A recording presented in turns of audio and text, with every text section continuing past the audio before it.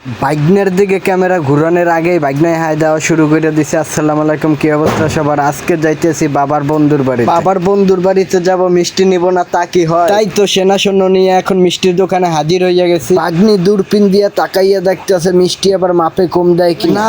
সবকিছুই ঠিকঠাক আছে, এখন টাকা দেওয়ার পালা। কিন্তু সমস্যা হয়েছে, টাকা দিতে গেলেই তো কান্দনা। এখানে বাপের কাছ দিয়ে 100 টাকা নিতে গেলেই পরান যায়, সেখানে 500 টাকার মিষ্টি কিনবো। এইটা কি বাবা করার? বাপে যাইবে আর বন্ধুর বাড়ি, লগে আছে আমার ভাগ্নে ভাগ্নি। বাপের একমাত্র সুনামধন্য ছেলের কথা না হয় বাদে দিয়ে দিলাম। এত গরমের ভিতর বাপের বন্ধুর বাড়ি যাওয়ার জন্য কিল্লে গেছে রাজি হইলাম।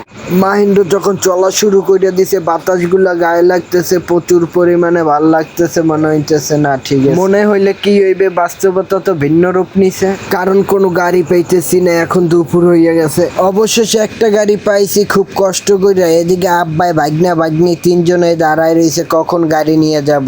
আর আসার সাথে সাথেই তারা উঠে যাওয়ার জন্য, কারণ অনেক সময় হয়ে গেছে। এর ভিতরে সবার পেটেই অনেক ক্ষুধা লেগে গেছে। এই কথাটা বলার পর আমার মনে পড়ে গেছে যে এই পথ যদি না শেষ হয় তবে কেমন হতো তুমি বলো তো?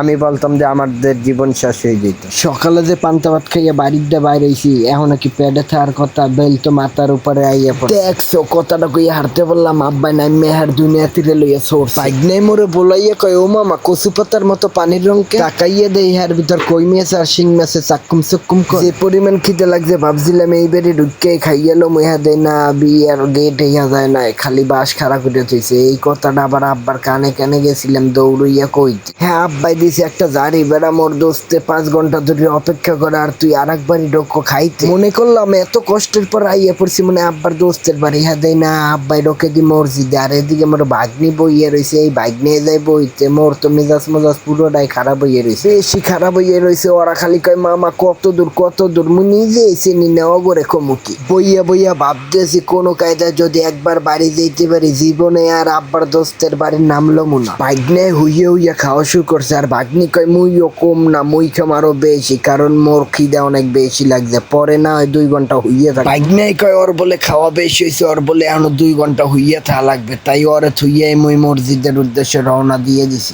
নামাজ শেষে যখন তালৈগ ঘরে ঢুকমি, এর আগে যে গোয়াল ঘরে একসের গরু বান্ধা, মাশাআল্লাহ খুবই সুন্দর লাগতেছে। বিকেল বেলা হইয়া গেছে, তালতো বাইর পোলার দোকানে এই বাইক নিয়ে বই আছে। হারটা একটু দোলাদলি শুরু করছে, একটু পর উঠতে আবার হ্যার মোটর সাইকেলে যাইয়া বহে। কয় দেখো দি মামা মোরে কেমন। সালমান খানও ফেল বেড়া তোর কাছে।